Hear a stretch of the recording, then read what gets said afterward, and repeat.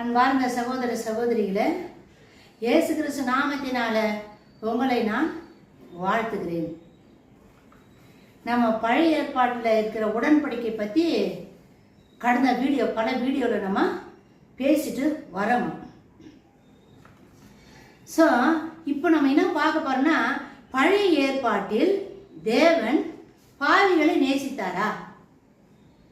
பழைய ஏற்பாட்டில் கடவுள் எல்லார்கிட்டையும் பாவம் இருக்குத்தான், பாவம் கழுவப்படலை. பாவம் ஆட்டின் ரத்தம் மாட்டின் ரத்தத்தினால மூடப்பட்டு இருந்துச்சு. வருஷம் பாவ நிவாரண பலி கொடுப்பாங்க. பாவம் மூடப்பட்டுச்சு, பட் பாவம் கழுவல. கடவுள் பாவத்தையே பாராத சுத்த கண்ணர் அப்படின்னு நம்ம படிக்கிறோம். அவர் பரிசுத்தர், அவர்கிட்ட பாவம் கிடையாது. ஆனா அப்படி இருக்கிற தேவன் பாவம் செஞ்ச மனுஷனோடு கூட பேசுவாரா? ஏன்னா மனுஷனுக்குள்ள பாவம் இருக்குதே, அவர்கிட்ட பாவம் கிடையாது.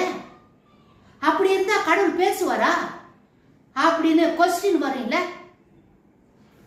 இப்போ பழைய ஏற்பாட்டிலேயே கடவுள் பாவம் செஞ்ச மனுஷனோட கூட பேசி இருக்கிறார், உரையாடி இருக்கிறார்.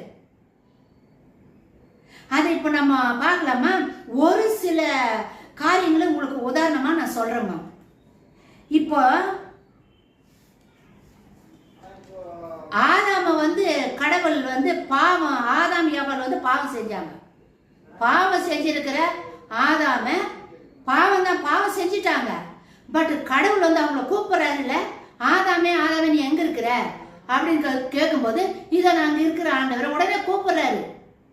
நான் பாவியா இருக்கிறேன், நான் நிர்வாணியா இருக்கிறேன் ஆண்டவரே அப்படின்னு சொல்லும்போது, உனக்கு நிர்வாணின்னு சொன்னது யாரு அவர் கூப்பிடுறாரு.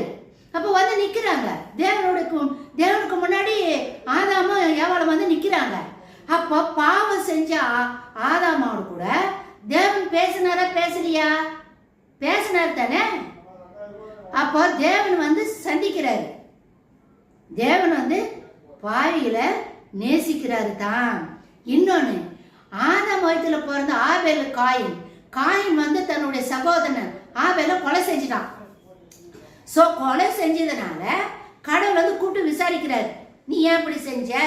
உன் சகோதரனுடைய ரத்தம் என் சமுத்து கூக்குறது அழுத, நீ என்ன பண்ண உன் சகோதரனை அப்படின்னு கேட்கிறாரு. கூப்பிட்டு விசாரிக்கிறாரு. அப்ப